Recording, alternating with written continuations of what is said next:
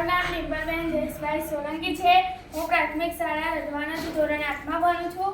અમે આ કબાટથી જુગાડ એટલે કે વેસ્ટ મટીરિયલમાંથી એક પ્રોટોટાઇપ બનાવીને લઈને આવ્યા છે, જે અમારી સમસ્યાનું સમાધાન છે.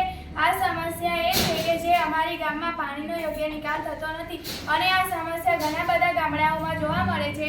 આ સમસ્યા ઢોળાવવાના ફળિયાઓ, રસ્તાઓ ઘણી બધી જગ્યાઓએ જોવા મળે છે, જ્યાં પાણી ભરાઈ રહે છે અને ત્યાં આગળ પાણી ભરાઈ રહે છે જેનાથી મચ્છરનો ઉત્પત્ર થાય છે અને આ સમસ્યા ચોમાસામાં પણ જોવા મળે છે અને જેનાથી બધું પાણી શાળાની આગળ આવી જાય છે, જેનાથી વિદ્યાર્થીઓ પડી જાય છે અને તેમને ઈજા પહોંચે છે અને તેમનું આર્થિક અને શારીરિક રીતે નકારાત્મક અસર અનુભવે છે.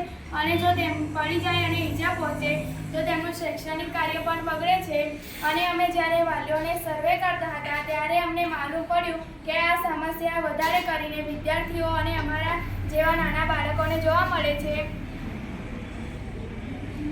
અમારા ગ્રુપે બે રીતે પ્રયત્ન શોધ્યા. પહેલું તો કબાટથી જુગાડ અને બીજું છે સ્ક્રેચની સ્ટોરી. કબાટથી જુગાડમાં અમારા ગ્રુપે પહેલાં તો વેસ્ટ મટીરિયલનો ઉપયોગ કરી પ્રોટોટાઇપ બનાવવાનો પ્રયત્ન કર્યો, જે તમે અહીંયા જોઈ શકો છો. અને તે અમે ફળિયામાં એવો આકાર આપ્યો કે ફળિયામાં પાણી ભરાશે નહીં અને મચ્છર પણ જન્મશે નહીં અને પાણી આજુબાજુના વૃક્ષો, બાગ, બગીચાને મળશે અને આપણને ઓક્સિજન પણ મળશે. અને બીજું છે સ્ક્રેચની સ્ટોરી.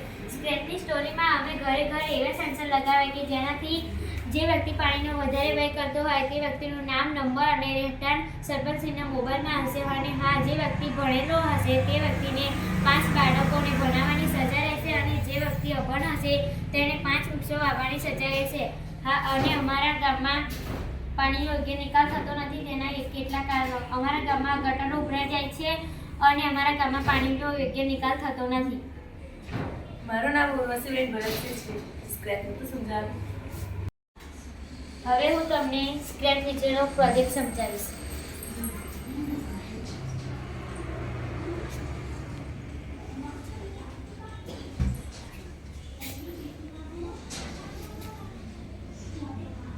ચાલો આજે હું તમને અમારું ગામ બતાવું.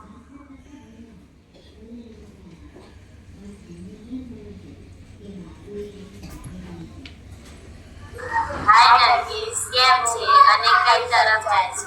જે હું મજામાં છું. આજે આપણા ગામમાં મહેમાન આવ્યા છે, તેમને હું શેર કરાવું. ચલો આપણે સૌ સાથે જઈએ. જુઓ તો આ વિરલના ઘરે કેટલું પાણી વેડફાઈ રહ્યું છે. ચાલો વિરલને મળીએ. વિરલ, તું પાણીનો આટલો બધો બગાડ શા માટે કરે છે? અરે, ક્યાં વધારે પાણીનો બગાડ કર્યો છે? એમાં શું થયું? વિરલ, શું તને ખબર નથી કે જળ એ જ જીવન છે? વિરલ, જળ બનાવી શકાતું નથી પણ બચાવી શકાય છે. અરે વિરલ, જળ બચાવો, જીવન બચાવો. શું તમે બધા પણ ઘરે જાઓ છો? અરે પ્રિયંકા, ધ્રુવિસા, નરગીસ, તમે શા માટે ઉદાસ? અરે આ ગામના લોકો પાણીનો કેટલો વ્યય કરે છે. હા, આપણે આ ગામ માટે વિચાર કરીએ. આ મોટા લોકો ક્યાં આપણું માને છે? મને એવું લાગે છે કે આપણે હવે સરપંચશ્રીને મળવું જોઈએ. કેમ છો સરપંચ સાહેબ? એકદમ મજામાં છું. અને તમે બાળકો કેમ મજામાં છો ને? સરપંચશ્રી, આજે અમે તમારી પાસે ગામની એક સમસ્યા લઈને આવ્યા છીએ અને સમસ્યા માટે અમારી પાસે એક સમાધાન પણ. આપણે એવું સેન્સર લગાવીએ ગામના નળમાં, જેમનો નળ સતત ચાલુ રહે અથવા પાણી લીકેજ થતું હોય તેમનું નામ તમારા મોબાઈલમાં આવી છે. અને હા સરપંચશ્રી, જે વ્યક્તિ મેસેજ તમારા મોબાઈલમાં આવે, જો તે ભણેલો હોય તો તે 5 બાળકોને ભણાવશે અને જે અભણ હોય તો તે 5 વૃક્ષો વાવશે. આવી આપણે સજા કરી શકીએ. અરે વાહ સરપંચ સાહેબ, ખરેખર તમારા ગામના બાળકો જોરદાર સમાધાન લાયા છે. ધન્યવાદ છે બધા બાળકોને, ખરેખર અભિનંદન. Thank you.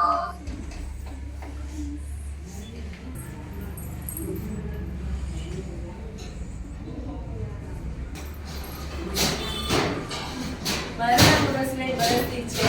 આજે હું તમને આગળ તમે સ્ક્રેચની સ્ટોરી જોઈ કે એમાં તમને ખ્યાલ આવ્યો હશે કે એમાં શું અમે રસ્તા જેમ કે પાણીનો યોગ્ય નિકાલ થતો નથી, સરપંચશ્રી પાસે જઈએ છીએ, પછી અમે એનો યોગ્ય નિકાલ સમજાવીએ છીએ. પછી અમે ઘણું વિચાર્યું, પછી અમે FRWNH નો ઉપયોગ કર્યો જેમાં અમે સમસ્યાના મૂળ સુધી પહોંચ્યા પછી તેનો રૂટ કોઝ એનાલિસિસનો ઉપયોગ કર્યો, જેમાં અમે ટેકનોલોજીનો ઉપયોગ કર્યો, પછી અમે 5W1Sનો ઉપયોગ કર્યો, આઈડિયાથોન હેકાથોનનો ઉપયોગ કર્યો, પછી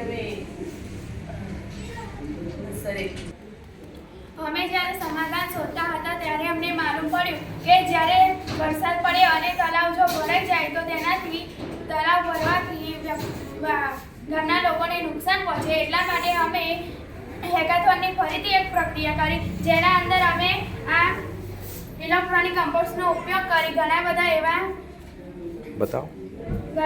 એવા ઇલેક્ટ્રોનિક કમ્પોસ્ટનો ઉપયોગ કરી સેન્સર દ્વારા બજાર વાગ્યા અને ડિસ્પ્લેમાં જાહેર થઈ તેમ વ્યક્તિઓ સાવચેતી થઈ જાય અને જો તળાવમાં પાણી ભરાઈ જાય તો તે તળાવના પાણીને અમે કેનાલમાંથી ઘણા બધી બગીચાઓ અને ખેતરોમાં છોડી શકીએ છીએ.